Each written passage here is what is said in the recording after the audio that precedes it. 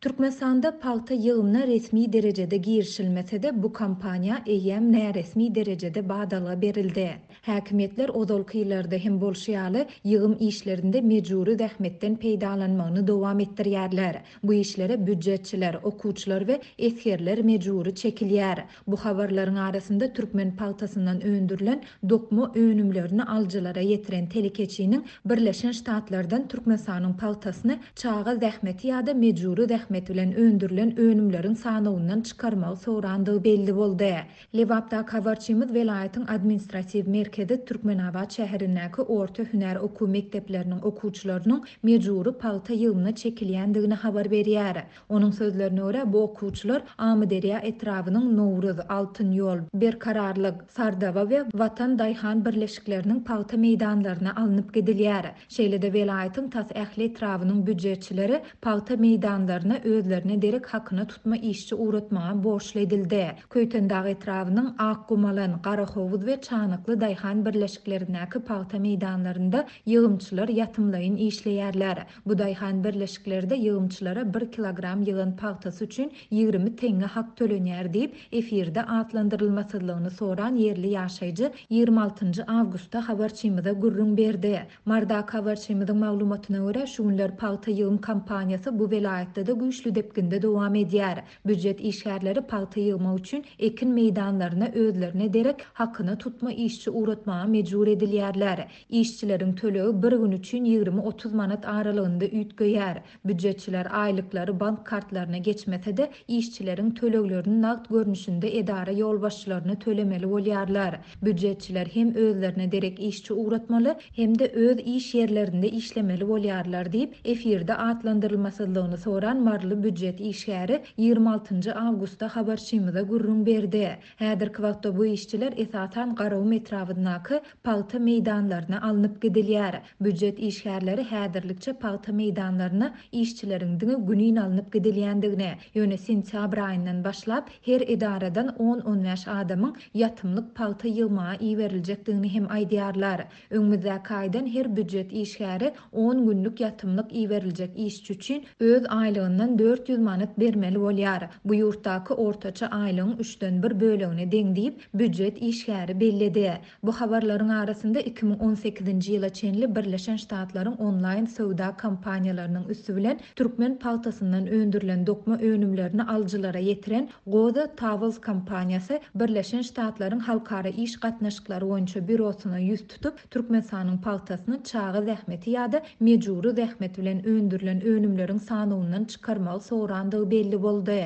Ýatlasak Birleşen Ştatlaryň gümrük gullugy 2018-nji ýylyň 18-nji maýyndan başlap Türkmenistanda öndürilen paltanyň şeýle-de Türkmenistanyň paltasyndan taýýarlanan eslendik ýurdun önümleriniň ähli görnüşiniň Birleşen Ştatlaryna import edilmegine gadagynçylyk girdipdi. Bu gadagynçylyk häzirki güneçenli hem saklanyp galýar. Düýbe Virginiýada ýerleşen Goda Towels kampaniýasynyň eýesi Aman Gurdowyň arzasy 2020-nji ýylyň 20-nji fevralynda kabul edildi. Onda Türkmenistanyň mejburi zähmeti kanuny taýdan we iş ýüzünde gadagyn edýändigi aýdylýar we ýurdun kanunçylygyna salgylanylar. Şeýle-de ardada Türkmenistanyň zähmet we ilaty durmuş taýdan goramak ministrliginiň welaýatlarda we şäherlerde yerli ýerine ýetirji şol sanda bilim edaralary bilen hem birlikde mejburi zähmetiň öňüni almak boýunça işleri geçirýändiklerini ýaýdylýar. Şunuň bilen baglykda Daýhan birleşiklerine we kärende fermalaryna deýişli owa hojalyk ýerlerinde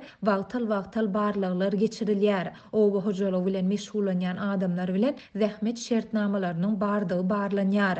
Bu barlyklar mejburi zähmetiň şol sanda çagy zähmetiniň ulanmagynyň öňüni almak üçin öňüni alyş çäreleriň biridir diýilip ardada bellenilýär. Şeýle-de onda soňky ýyllarda Türkmenistanyň öz palta önümçiligini mehanizasiýalaşdyrmak üçin köp maýa goýandygy, bu babatda Amerikan John Deere kampaniýasynyň palta ýygmak üçin tehnikalary üpçün etmekde möhüm rol oýnaýandygy hem nyltalýar. Kampaniýa ABŞ-nyň halkara iş gatnaşyklary boýunça bürosyna iweren ardasynyň ýany bilen soňky 25 ýylda Türkmenistanyň owa hojalygynyň mehanizasiýalaşdyrylmagyna goldaw berendigini tasdiklaýandygy barada John Deere'iň resmi hatyny hem ýerleşdiripdir.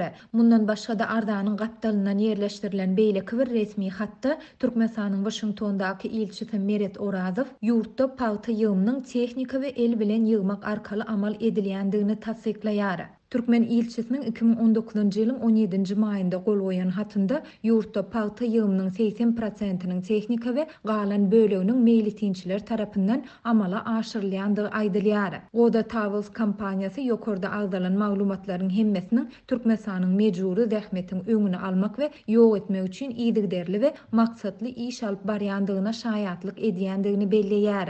Şol bir wagtda Adatlyň bu barada 26-njy awgustda çap eden gysga habaryna reaksiýa bildiren kompaniýanyň eýesi Aman Gurdow ýurtda mejburi we çagy zähmetinden peýdalanylýandygyny gytaklaýyn boyun aldy. Niýazow döwründäki ýaly sistemli çagy zähmeti ýokdugy hemmelere mälim. Elbetde bir gün mejburi zähmet düýbünden aýrylar diýip umyd edýärin diýip Gurdow özüniň Twitter sosial ulgamynda çap eden reaksiýasynda belledi. Bellemelýeri 2018-nji ýyldan soň Birleşen Ştatlaryň eBay we Walmart sowda kampaniýalarynda satyga çykarylan goda harit nişanly dokma önümleri soňu bilen Pakistanda öndürilen diýen belgi bilen satyga çykarylypdy.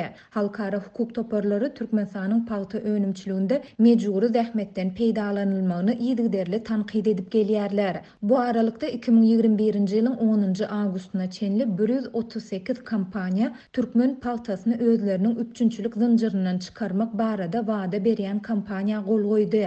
Kompaniýalar bu wadalarynyň türkmen hökümeti ýurdun paýta puwdugynda mejburi zähmeti betedýänçe dowam etjekdigini belleýärler. Bu kompaniýa adamlaryň her gün ulanýan önümlerindäki çyýgmal bilen baglanyşykly adam hukuklarynyň bozulmagyna we mejburi zähmetiň soňlanmagyna garşy görüşýän Responsible Sourcing Network websaytynda çap edildi. Kompaniýa gol goýanlaryň arasynda Adidas, Alexander McQueen, Balenciaga, Bottega Veneta, Boucheron, Burberry, Gap, Gucci we Nike ýaly global markalar bar. Resmi maglumatlara görä bu ýyl Türkmenistan boýunça 620 000 hektar meýdana goçy ekildi we 1 250 000 tonna paýta hasylyny ýygnamak göz öňünde tutulýar.